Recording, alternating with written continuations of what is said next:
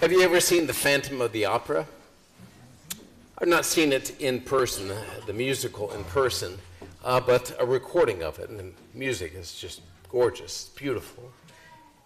And the story is so very powerful. I mean, you probably know the basics. You know, it's of a man whose face and head is deformed, and he wears a mask to cover it up.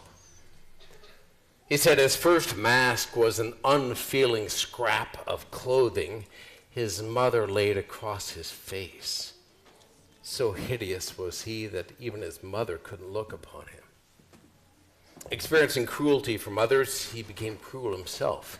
His distorted face became a distorted soul. He began to haunt the opera, to horrify the cast and crowds, and to use his beautiful voice to control and train a young singer. During a scene in which the Phantom states his intention to make the young singer Christine marry him, well, she unmasks him in a flash and beholds his ugly, wounded head. Hounded by everyone, he says, met with hatred everywhere, no kind words from anyone, no compassion anywhere. Christine, why? Why? To which she responds, pitiful creature of darkness, what kind of life have you known? God give me courage to show you you are not alone. Then she embraces the Phantom, which wins her freedom, as well as her fiancé that the Phantom had bound. And as they disappear, so too does the Phantom, though he leaves his mask behind. That's a profound story. Now, of course, Christine, Christine, is a figure of Christ. She's a figure of God's reaching out to us in Jesus Christ. Us poor, deformed phantoms of what real human beings were created to be. How often we wear masks to cover up the ugly aspects of our lives. But Jesus identifies with us. That's what the word pity means. He has pity on us, which is what's happening in his baptism, so that our shame might be removed and our deformity healed. On behalf of distorted humanity, well, he submitted to John's baptism, reaching out to us in our need. I mean, that's what Jesus meant when he told John to allow it, for thus it is fitting for us to fulfill all righteousness. He's saying there's something wrong with humanity that needs to be set right. You don't understand this, John. Trust me and permit this. Now, by ritualizing this act, I baptize you in the name of the Father and the Son and the Holy Spirit. By doing that and giving it to his apostles to perform on those who want to become his disciples, well, Jesus gave us a way to receive the healing he brings. It's the way in which it's perpetuated in time so that we have access to it now. So our baptism associates us with Jesus, setting us in a right relationship with God. Yeah, but friends, don't miss the crux of what this means. It means that the Christian community is rooted and formed in forgiveness. The family of Christ's disciples originates in having the mask ripped off, if you will, and our deformity revealed, acknowledged, and forgiven, which is an ongoing activity. The great deception is that a strong community, family, or parish is one that is super pure and has few flaws or sins to forgive.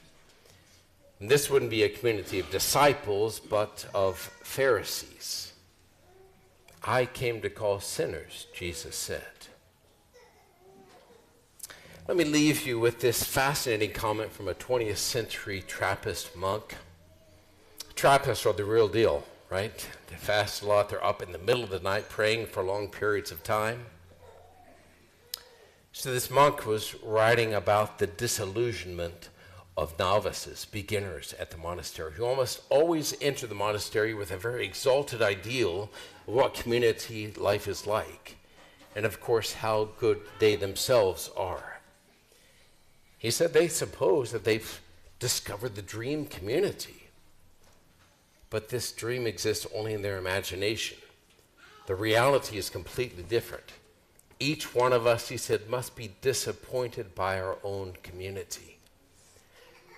And he said the pain this causes is unbearable, and it comes out in these novice monks lashing out at one another, being caustic, critical, judgmental, mean-spirited to one another. Psychologically speaking, it's very similar to what often happens in teen rebellion, because the teen has become conscious of the fragility, sinfulness, shortcomings, and mortality of mom and dad. They are going to die.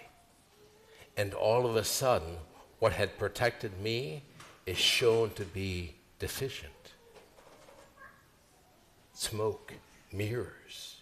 And so they get angry at everything and everyone for no reason, not knowing why. He said one has it in for everybody, especially for the church, since the human reality that they offer us doesn't correspond to the ideal that we anticipated. This means that they are not the screen behind which we could shelter our own weakness. Through the faults of the other members as well as those of the whole group, we perceive that we are implicated in the same deficiencies. We are not better than the others, and they do not succeed at making us better. This is what happens with siblings. The imperfections of siblings draws out from us our own imperfections, and we lash out. It's what happens often with marriage. We wake up one day and realize he's not perfect. The cute dimples don't cover up the mess in the bathroom, and the bloom is off the rose. That's what happens at the seminary, at ordination. It's often what happens with RCIA when people come into the church.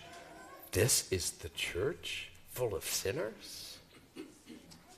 And the monk said that this gets to the real point, the salvation given by Jesus. For we are all frail. This is the good news. This is the church and nothing else. Jesus came for these sinners, and in fact, we are. And not for the righteous that we thought we were, that we hope to become or appear to be.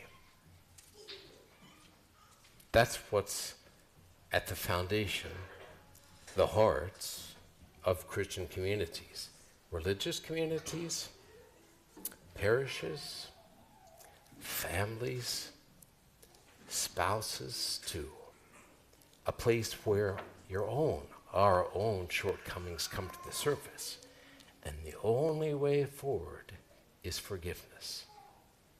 All of us need God's mercy, and it's precisely by experiencing our own shortcomings and that of others, when the masks are finally removed, that compassion is generated and forgiveness is offered and received. The true hallmark of Christian community.